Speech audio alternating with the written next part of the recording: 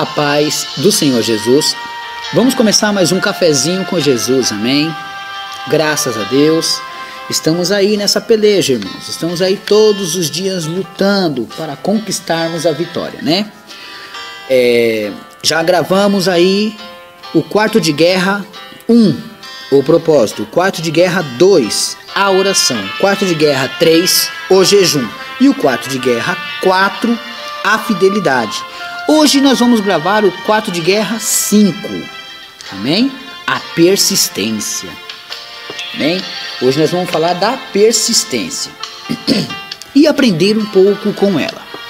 Eu meditei na palavra do Senhor e peguei aqui 3 textos para que eu pudesse ensinar a você certas coisas. Nós temos que ter certos limites, sabe?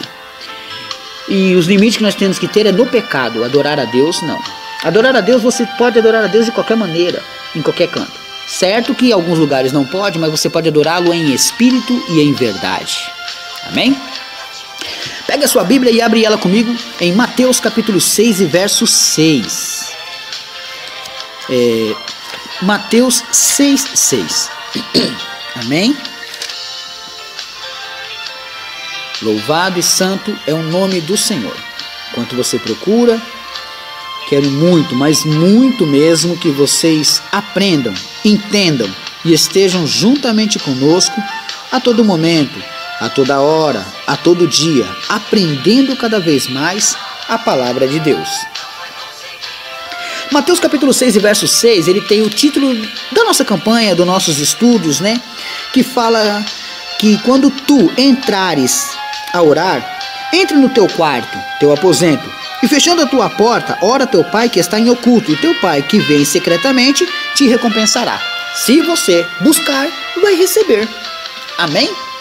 Mas aí a gente vai esmiuçar algumas coisas aqui para a gente entender um pouco mais sobre campanhas, lutas, pelejas, guerras. E nossa luta não é contra a carne, mas contra os espíritos malignos. Eles estão querendo nos atrapalhar, nos afastar de Deus e destruir nossa família. A Bíblia diz que Jesus veio para dar vida e vida com abundância, mas o inimigo veio para matar, roubar e destruir. Portanto, qual dos dois você vai escolher? Você tem que decidir. Você não pode ficar em cima do muro, você não pode ficar pensando assim, eu tô com Deus, mas às vezes eu tô lá. Às vezes eu tô lá, às vezes eu tô com Deus. Não, você tem que tomar uma posição, decisão. Amém? Então, o título hoje é Quarto de Guerra, Persistência. Tem que continuar. Mas tá difícil, irmão. Tem que continuar. Irmão, mas parece que não vai dar certo. Tem que continuar. Irmão, aquilo lá não tem mais jeito, não. Tem que continuar. Amém? A primeira coisa que eu quero falar com você foi uma luta que aconteceu entre um homem carne contra um espírito. Mas esse espírito era bom. Mas vamos entender o que aconteceu. Lá em Gênesis capítulo 32, vamos lá. Primeiro livro da Bíblia, Gênesis capítulo 32 e verso 24 a 29. Nós vamos ler aqui do 24 ao 29. Jacó, porém, ele tinha descido para o val de Jaboque. E quando ele desceu para o val de Jaboque, ele teve uma peleja ali, né? Parece que já estava tudo marcado para aquele encontro. Todo crente, toda pessoa tem que ter um encontro com Deus. E muitas das vezes, temos que ter esse encontro no val de Jaboque da nossa vida. Alguma coisa tem que mudar. Sabe o que Jó disse uma vez? Antes eu só te conhecia de ouvir falar, hoje meus olhos te veem. Lógico, ele não estava vendo Deus na cara dele ali não, mas ele estava vendo Deus de outras maneiras. Tá entendendo? A visão espiritual dele estava ficando aberta.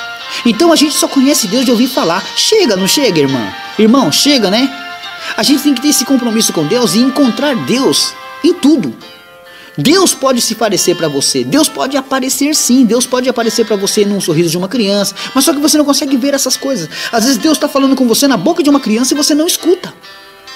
Então, Jó disse, antes eu te conhecia de ouvir falar, mas hoje meus olhos te veem. Então nós temos que ter esse encontro igual Jacó teve. Vamos ler? Vamos lá. Gênesis 32, 24 a 29. Jacó, porém, ficou só e lutou com ele um varão, até que a alva subia. E, vendo que não prevalecia contra ele, tocou a juntura de sua coxa. E se deslocou a juntura da coxa de Jacó, lutando com ele. E disse, deixa-me ir, porque já a alva subiu. Porém, ele disse, não te deixarei ir, e se me não abençoares. Olha o que Jacó disse para o anjo: não te deixarei ir, se me não abençoares. E disse-lhe: qual é o teu nome? E ele disse: Jacó. Então disse: não se chamarás mais o teu nome Jacó, mas Israel. No verso 28, nasceu Israel. Pois como príncipe lutastes com Deus e com os homens e prevalecestes. E Jacó lhe perguntou e disse: dá-me, peço-te, a saber o teu nome. E disse-lhe: por que perguntas pelo meu nome? E abençoou ali. Por que esse anjo estava falando que Jacó lutou com Deus e com os anjos?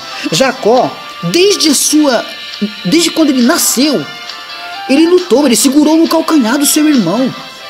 A vontade daquela criança de ser alguém, de lutar, começou dentro da barriga da mãe. A Bíblia fala que os dois irmãos, Jacó e Esaú, eles brigavam, sabe? Eles se mexiam demais dentro da barriga da mãe. Duas nações estavam brigando dentro de uma barriga da mãe. Ali, quando ele nasceu, ele lutou, porque o irmão não dava valor pela primogenitura. Ele lutou, conquistou a primogenitura. Ali ele começou a conquistar todas as bênçãos que ele podia, até fazer as pazes com quem ele tinha magoado.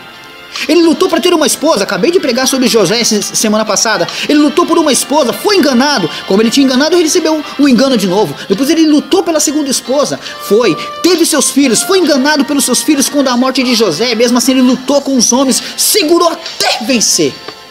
Mas aqui no Val de Jaboque ele tem um encontro com um anjo, e ele segura um anjo, e ele diz que só vai soltar um anjo quando ele for abençoado. A gente tem que começar a segurar esse anjo. Se ele passar na sua frente, segura aí. Deixa ele ir embora não.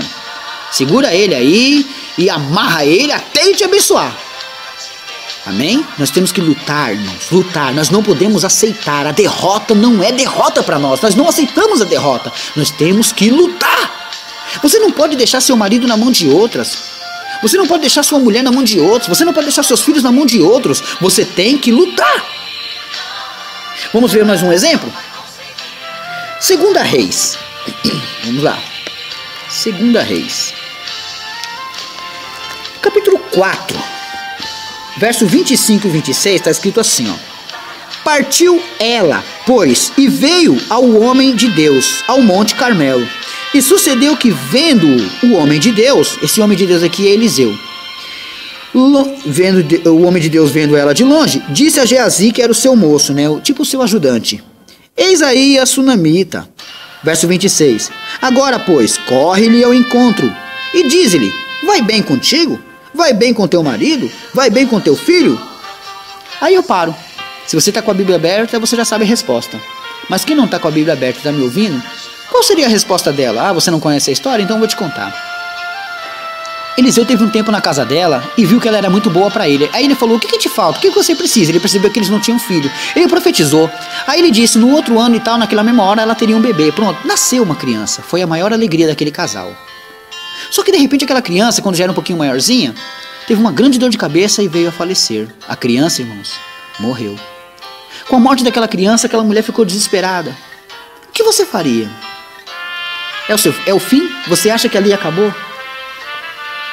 Morreu, irmãos, mas não era o fim. Ela correu atrás do homem de Deus. E quando ela foi atrás do homem de Deus, ela tinha uma coisa na mente dela: meu filho morreu. Meu filho morreu, mas eu tenho esperança. Jeremias 17,7 diz que bendito é o varão que confia no Senhor, cuja esperança é o Senhor. Esperança para a sua vida, para o seu filho que está nas drogas, para o emprego, para o que for, irmãos. A esperança é o Senhor. Por isso que eu estou pregando hoje persistência. Você tem que persistir. Jacó lutou com o anjo, irmãos. Ele não soltou o anjo enquanto não fosse abençoado. O anjo mudou o nome dele porque você não é mais aquele tristonho, aquele que não vence, aquele que não consegue. Hoje você é aquele que alcança. Você é aquele que pode. Você é aquele que tem. Mas eu não tenho. Tem sim, mas eu não consegui. Conseguiu. É que talvez nada. Mas será, sumiu será. Está repreendido da sua vida. Você pode. Você deve. A Bíblia nunca te chamou de vencedor. Você nunca vai ser vencedor. A Bíblia te chama de mais que vencedor. O título que é dado a você, ele sobrepõe o vencedor. Ele é muito mais, ele está acima, está num nível superior. Você é muito mais que vencedor. Porque tudo eu posso naquele que me fortalece. Agora veja essa mulher, a sunamita, ela corre, o filho dela está morto. E de repente, o empregado, o servo de Eliseu, chega nela e pergunta para ela: oi moça, tudo bom? E aí, vai bem com você? Tá tudo bem com seu marido, moça? E seu filho? Tá tudo bem? Aí ela responde assim: irmãos, vai tudo bem. Vai tudo bem. Como vai tudo bem? Morreu o filho dela, como vai tudo bem? Como que ela pode dar uma resposta que vai tudo bem, sendo que o filho está morto? Só tem uma solução. Ela sabia que vai bem sim. Deus estava no controle, Deus estava no comando. Alguma coisa tinha que acontecer e a resposta vinha de Deus. Ela correu até o homem de Deus. O homem de Deus manda lá o seu funcionário, mas ele não consegue, irmãos. A criança não ressuscita. Quando é para você fazer, ninguém pode ir no seu lugar. É você. Não adianta você mandar outro. É você. Irmão, mas eu tenho vergonha de pregar, de falar de Deus. Não. Deus mandou você. Eliseu mandou o servo dele. A criança continuou morta. Até que Eliseu foi lá. Pode ler a história toda, é linda. E a criança ressuscitou. Irmãos, quero falar só mais uma pequena história. Às vezes, mais umas duas pequenas histórias. Você pode dizer assim, mas isso é a história do Velho Testamento. Então eu vou falar para você. Abre comigo em Marcos 5,35. Em Marcos 5,35 é Novo Testamento, tá? Em Marcos 5,35 está escrito assim, ó. Estando ele ainda falando, chegaram alguns dos principais. Aqui quem está falando é Jairo com Jesus. A filha dele estava morrendo. Morrendo, não tinha morrido ainda. Mas no verso 35 diz assim, ó. Estando ele ainda falando, chegaram alguns dos principais da sinagoga, a quem disseram: a tua filha está morta. Morreu também, Novo Testamento. Para que enfadas mais o mestre? Você podia parar sua história aí, ó. Sua situação está morta. Seu casamento está morto. Sua vida está morta. Mas aí eu estou pregando persistência para você. Existe o verso 36. Aleluia! Se não existisse o verso 36, eu não teria como pregar para você hoje. Depois, no verso 36, Marcos 5:35 e 5:36.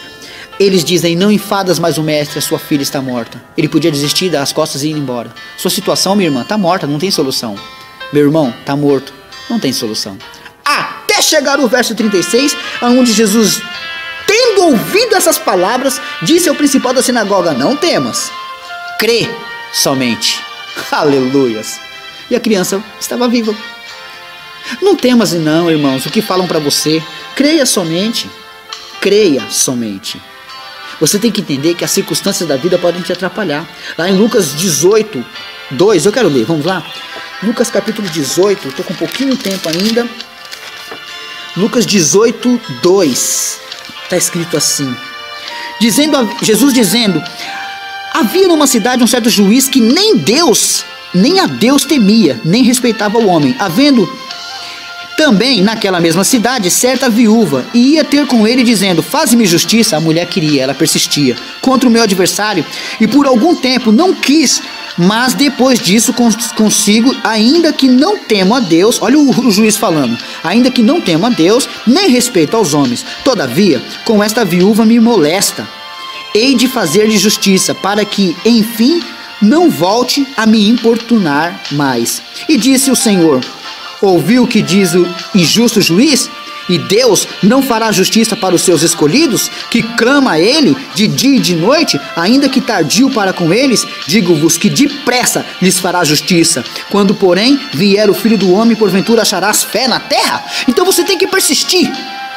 É o que eu estou pregando hoje. Essa mulher aqui, ela foi procurar um juiz que não tinha medo nem de Deus e nem do homem. Quer dizer, ela já podia falar assim: nem vou procurar justiça, não adianta. Não. Ela alcançou a justiça dela. E aí Jesus diz assim, ó: esse juiz teve benevolência com ela. Deus não teria com você? Não teria? Aí ele diz no verso 7. Lucas 18:7. E Deus não fará justiça para os seus escolhidos? Tá vendo, irmãos? Por que eu estou colocando essa pilha de persistência em você? Nem a morte pode nos separar do nosso Senhor. Portanto, hoje, essa é a mensagem que eu deixo para você. Amém? Deus abençoe, meus irmãos.